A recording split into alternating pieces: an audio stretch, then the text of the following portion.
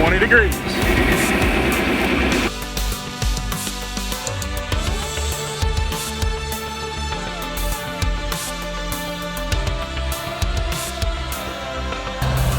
It's like one of your babies going through the field. It is, you know,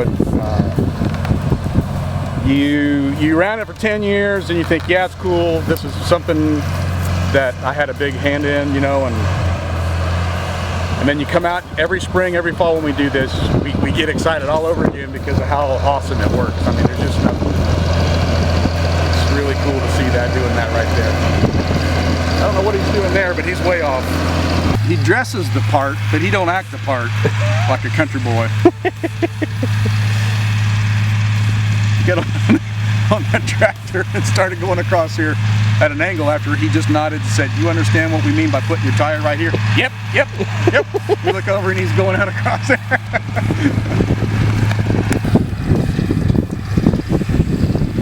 Man, when it crumbles like that, but yet you can push that together and get a little bit of a ribbon. You can see the color in it too, the moisture that's in that soil, but it is just wet enough to fall apart and crumble, but not too wet, not too dry. And the way we work ground here in the Midwest, I know a lot of people like to no-till drill, but we don't have an issue with being concerned about moisture. This year has been especially wet. And here in mid-August, you get a rain on this. We get the evening cold temperatures, the midday heat, and we get a lot of dew in the morning. You get a seed in this seed bed tonight after we seed, pack this seed in this soil like Fergie's trying to demonstrate right there. We got 70 degrees, sunny, cool. The soil moisture is perfect. It's breaking open like hot butter because of the work that we did to it last year. This is when it gets fun, like this right here.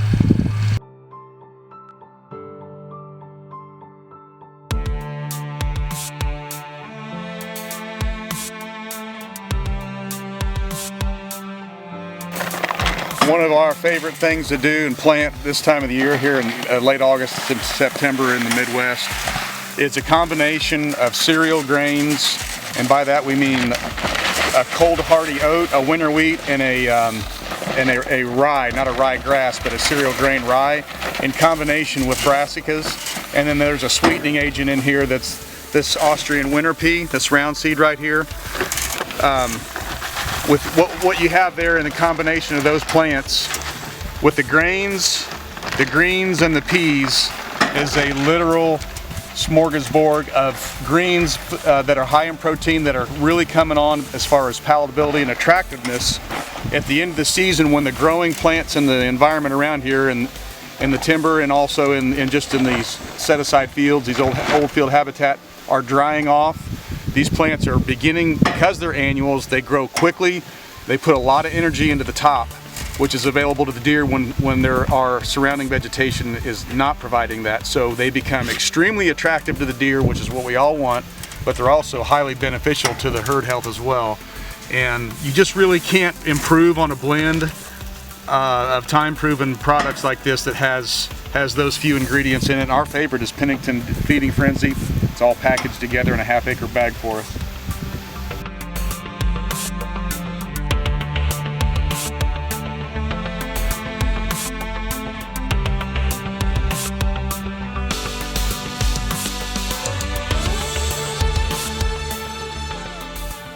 This is a little bit of an unusual situation. Casey had corn planted in here from the spring, and because of the rain and the amount of rainfall that they got there, they weren't able to get nitrogen on here to help produce large ears of corn. So essentially the corn didn't get fed the nutrients that it needed to produce ears.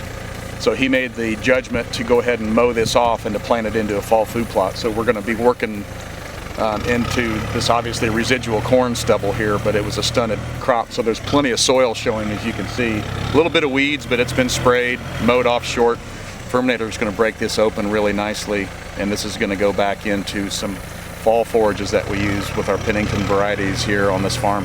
That corner right down there where you see that light colored grass, that's where that little magical episode was filmed last year with Casey getting that fantastic old mature buck here on his grandpa's farm. This is a really cool spot, a very special place.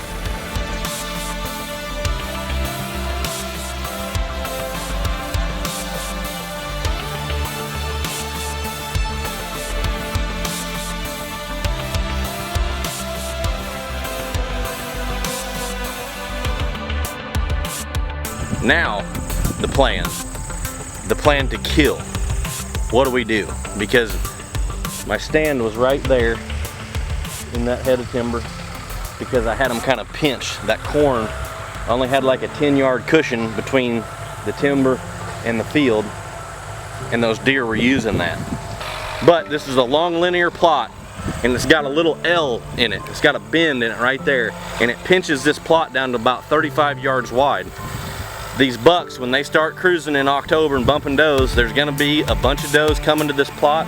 They're gonna make it from one end to the other. What I'm gonna do is I'm gonna take my Redneck Bale Blind and I'm gonna set it right in this strip of switch. You can set those blinds anywhere because the deer are just used to seeing them. You know, we bale 40 to 60 bales off this farm every year, so the deer are used to them. But I want it in this strip of switch because we can get in and out of this plot without deer seeing us or knowing we're here. They come through that pinch point, there's no way he can get through there without getting an arrow flung at him. October, here we come.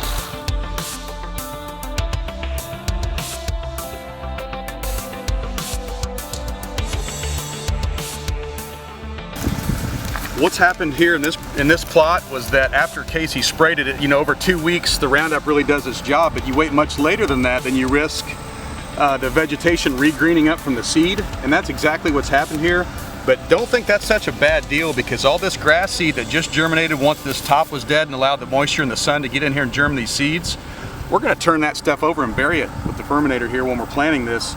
So these seeds that would have germinated on a soil disturbance after you planted the plot germinated ahead of time. So we're actually eliminating this crop of weeds right now when we do our tillage preparation for the actual planting. So not such a bad thing. Don't think that you can't you know, get in there and go ahead and get the thing worked up and planted just because you see some of this residual stuff coming back. It's actually not a bad thing.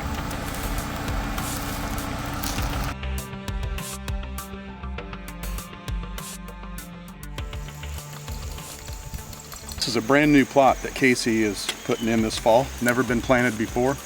He sprayed it early in August, but what we're doing right now is we're going to calculate the area of this plot, and it's something that everybody should do for two main reasons. Number one, we want to make sure we're using the right amount of seed, not too much and not too little. So what we're going to do, and some of you guys are probably rolling your eyes, this is elementary stuff, right? But some people just have never calculated acreage before.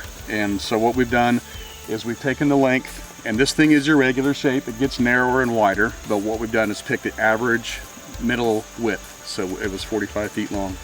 So we're going to take a real simple calculation. Hopefully you can see this on the phone.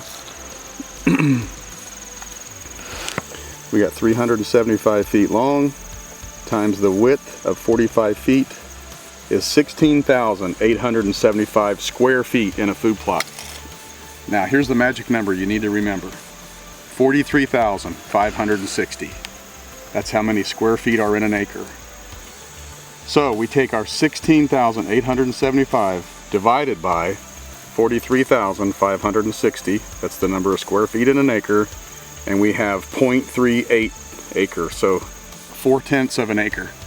And people have a tendency, us included, to overestimate acreage. When you look at an area, you guess, oh, this is probably about an acre.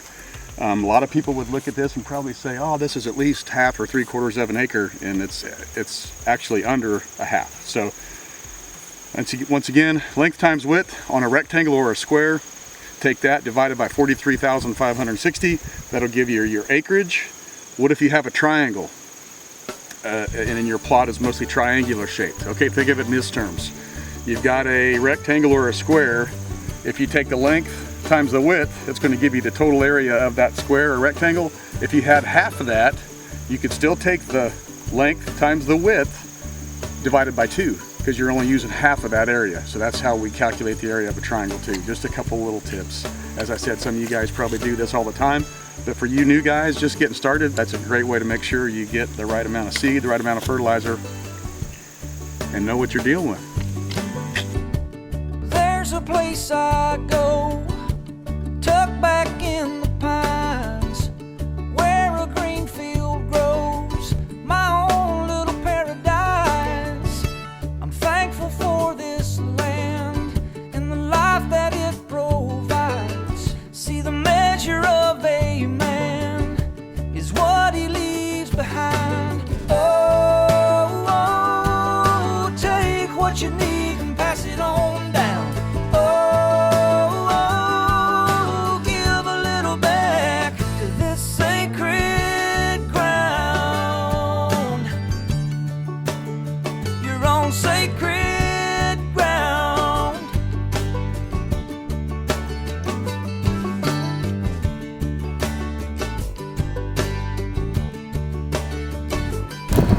right there is an 8-inch Firminator.